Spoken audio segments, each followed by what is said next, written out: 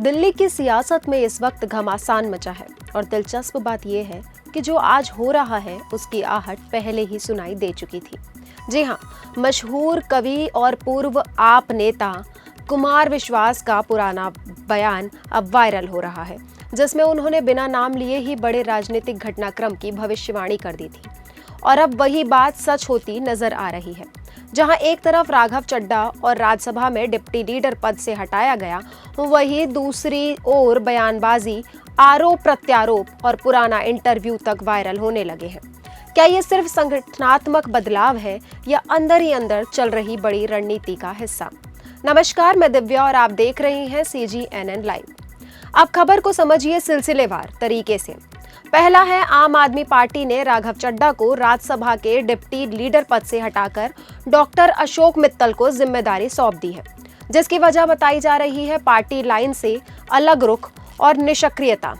दूसरा है, दिल्ली की नेता विपक्ष आतिशी ने राघव चड्ढा पर बीजेपी से डरने का आरोप लगाया, जिस पर राघव ने पलटवार करते हुए खुद को घायल लेकिन घातक बताया। देखिए किन 3 मुद्दों पर क्या सफाई देते नजर आ रहे हैं राघव चड्ढा। नमस्कार साथियों, कल से मेरे खिलाफ एक स्क्रिप्टेड कैंपेन चलाया जा रहा है। सेम भाषा, सेम बातें, सेम आरोप। ये कोई कोइंसिडेंस नहीं है, बल्कि एक कोऑर्डिनेटेड अटैक है। पहले मैंने सोचा कि मुझे इसका जवाब नहीं देना चाहिए, फिर लगा कि कहीं एक झूठ को 100 बार बोला जाए, कुछ लोग मान ना ले, इसलिए मैंने सोचा कि जवाब दूं। आम आदमी पार्टी ने 3 आरोप लगाते हुए ये कहा कि इन 3 आरोपों की वजह से हम राघव चड्ढा को पार्लियामेंट में बोलने का मौका नहीं देंगे। राघव चड्ढा के पार्लियामेंट में बोलने पर रोक इसलिए लगाई गई क्योंकि उन्होंने ये 3 गलतियां करी। मैं एक एक करके इन तीनों पर आपसे बात करना चाहूंगा। पहला आरोप कि जब ऑपोजिशन पार्लियामेंट से वॉकआउट करता है, सदन से वॉकआउट करता है, तो राघव चड्ढा वहीं बैठे रहते हैं, वो वॉकआउट नहीं करते। ये सरासर झूठ है, सफेद झूठ। मैं चुनौती देता हूं, एक इंस्टेंस, एक दिन ऐसा बताइए जब ऑपोजिशन ने वॉकआउट किया हो और मैंने उनका साथ ना दिया हो, मैं साथ में वॉकआउट नहीं किया हो। और पार्लियामेंट में तो हर जगह सीसीटीवी कैमरा है, आप सीसीटीवी कैमरा निकाल कर दिखा दीजिए, दूध का दूध और पानी का पानी हो जाए। दूसरा आरोप लगाया कि राघव चड्ढा ने चीफ इलेक्शन कमिश्नर के इंपीचमेंट मोशन पर, यानी कि मुख्य चुनाव आयुक्त को हटाने वाली जो याचिका थी, उस पर साइन करने से मना कर दिया। दूसरा सफेद झूठ, ना मुझे आम आदमी पार्टी के किसी भी नेता ने इस मोशन पर साइन करने के लिए कहा, ना औपचारिक तौर पर कहा, ना अनौपचारिक तौर पर कहा। और आम आदमी पार्टी के राज्यसभा में कुल 10 सांसद हैं, जिनमें से 6 या 7 सांसदों ने इस मोशन पर खुद ही साइन नहीं किया। तो भला इसमें मेरी क्या गलती? खाली सारा दोष मुझ पर ही क्यों बढ़ा जा रहा है? और इस मोशन के लिए राज्यसभा में कुल 50 सिग्नेचर चाहिए होते हैं, यानी कि 105 विपक्षी सांसदों में से मात्र 50 सिग्नेचर से ये याचिका पूरी हो जाती। तो इतना शोर क्यों? और तीसरा आरोप जो मुझ पर लगाया गया वो ये था कि राघव चड्ढा डर गए हैं और इसलिए वो बेकार मुद्दे उठाते हैं। पहली बात मैं बता दूं कि मैं पार्लियामेंट में शोर मचाने, चीखने, चिल्लाने, माइक तोड़ने या गाली देने नहीं गया। मैं वहां पर जनता के मुद्दे उठाने गया हूं, लोगों की बात करने गया हूं। और मैंने कौन सा मुद्दा नहीं उठाया? मैंने GST से लेकर इनकम टैक्स की बात करी, पंजाब के पानी से लेकर दिल्ली की हवा का मुद्दा उठाया, हमारे सरकारी स्कूलों की हालत से लेकर कैसे पब्लिक हेल्थ केयर इंस्टीट्यूशंस को मजबूत किया जाए, इंडियन रेलवेज में जो पैसेंजर्स ट्रैवल करते हैं उनकी समस्याएं रखी, यहां तक कि मेंस्ट्रुअल हेल्थ, एक ऐसा मुद्दा जिसके बारे में लोग बात करने से कतराते हैं, वो बातें तक रखी। बेरोजगारी से लेकर महंगाई तक तमाम मुद्दे उठाए। आप मेरे 4 साल का पार्लियामेंट का ट्रैक रिकॉर्ड उठाकर देख लीजिए। और मैं पार्लियामेंट में इंपैक्ट क्रिएट करने गया हूं, मैं पार्लियामेंट में रकस क्रिएट करने नहीं गया। ये टैक्स पेयर के पैसे से जो पार्लियामेंट चलती है, उस टैक्स पेयर के मुद्दे उठाने में पार्लियामेंट में गया हूं। अंत में मैं बस इतना कहना चाहता हूं कि जो लोग आज मुझ पर आरोप लगा रहे हैं, झूठे आरोप लगा रहे हैं, कि हर झूठ को बेनकाब किया जाएगा और हर सवाल का जवाब दिया जाएगा, क्योंकि मैं घायल हूं, इसीलिए घातक हूं। जय हिंद। इसका साथ ही आम आदमी पार्टी ने राघव चड्ढा पर आरोप लगाया है कि वह पंजाब और पार्टी से जुड़े मुद्दों को प्रमुखता से राज्यसभा में नहीं उठाते हैं। राघव चड्ढा ने सबूत के साथ आम आदमी पार्टी पर पलटवार किया है। राघव चड्ढा ने सोशल मीडिया पर एक वीडियो शेयर किया है और कहा है कि पिक्चर अभी बाकी है, यह तो ट्रेलर है। सर, मैं पंजाब से आता हूं, जिसे पंज दरियावां दी धरती भी कहा जाता है। सर, मैं बड़ा नसीब वाला हूं कि मुझे पंजाब सूबे की नुमाइंदगी करने का मौका इस सदन में मिला।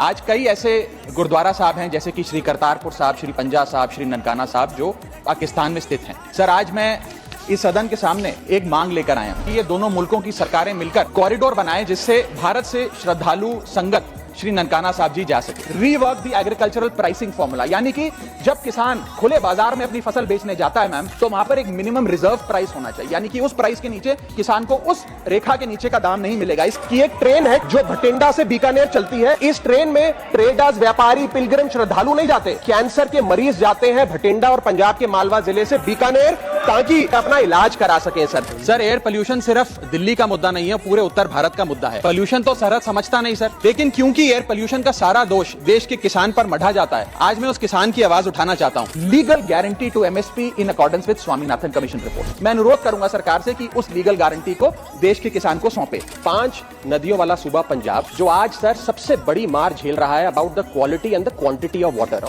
और हमारे किसान जिन्होंने अपना सब कुछ देश के नाम कर दिया, आज मैं उस किसान की आवाज बनकर यहाँ खड़ा हुआ हूँ। आज पंजाब में पानी की बहुत बुरी स्थिति है सर, कि अंडरग्राउंड वाटर 500-600 फीट पे चला गया है। मेरा सब्जेक्ट है शहीद आजम सरदार भगत सिंह जी को भारत रत्न देने के संदर्भ में। सारी नदियों को रिजुवेनेट करने के लिए मॉडर्न इकोलॉजिकल इंजीनियरिंग लागू की जाए।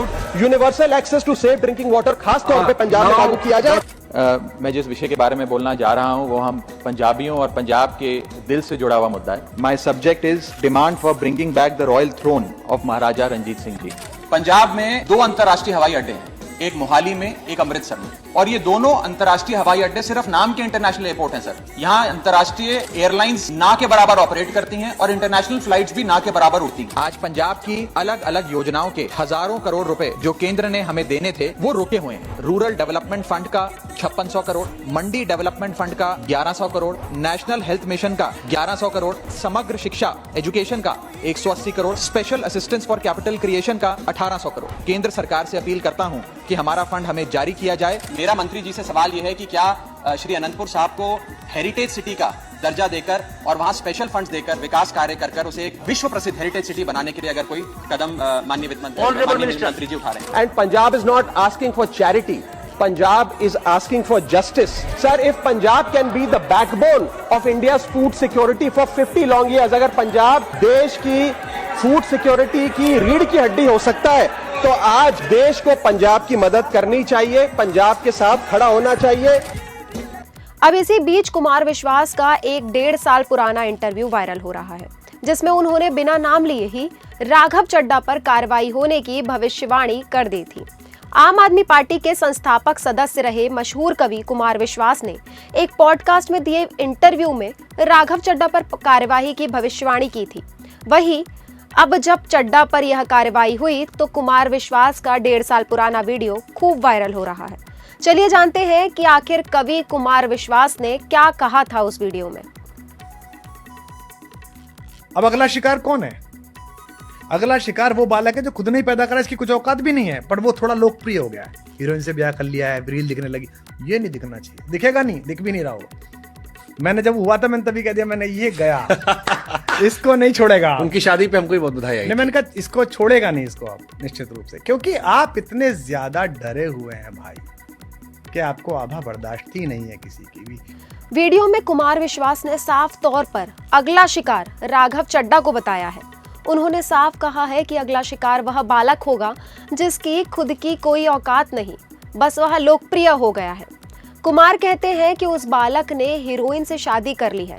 जी हाँ, यहाँ पे हीरोइन शब्द से जो है वो परिणीति चोपड़ा की बात की जा रही है, क्योंकि राघव चड्ढा ने परिणीति चोपड़ा से शादी की थी।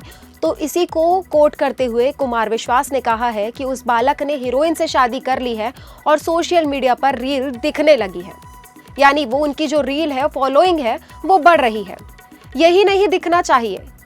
उन्होंने साफ इस चीज को भी कहा है कि जो रील और जो सोशल मीडिया पे फॉलोइंग उनकी बढ़ रही है वो नहीं दिखनी चाहिए, क्योंकि विश्वास आगे कहते हैं कि जब उसकी शादी हुई थी तभी मैंने कह दिया था कि अब यह बालक गया, क्योंकि अरविंद केजरीवाल की किसी की आभा बर्दाश्त नहीं होती।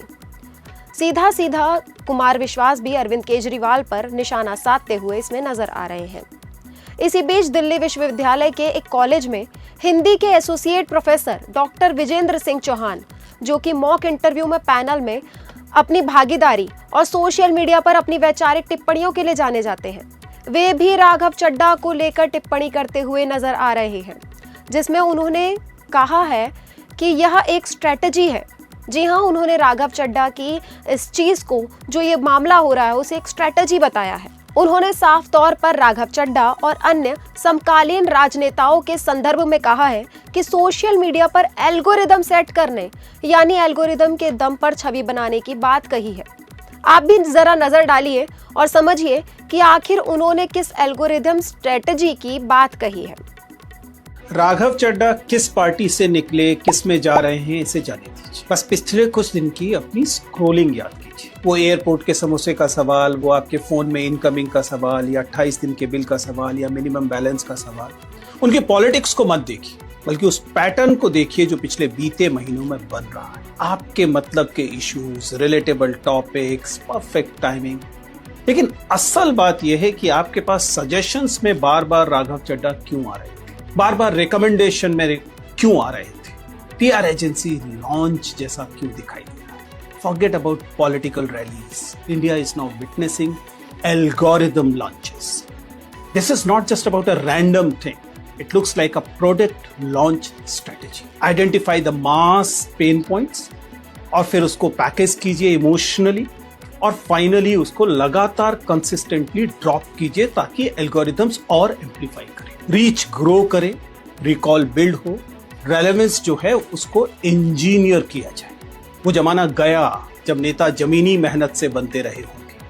अब नेताओं को एल्गोरिथम्स के जरिए लॉन्च किया जाता है।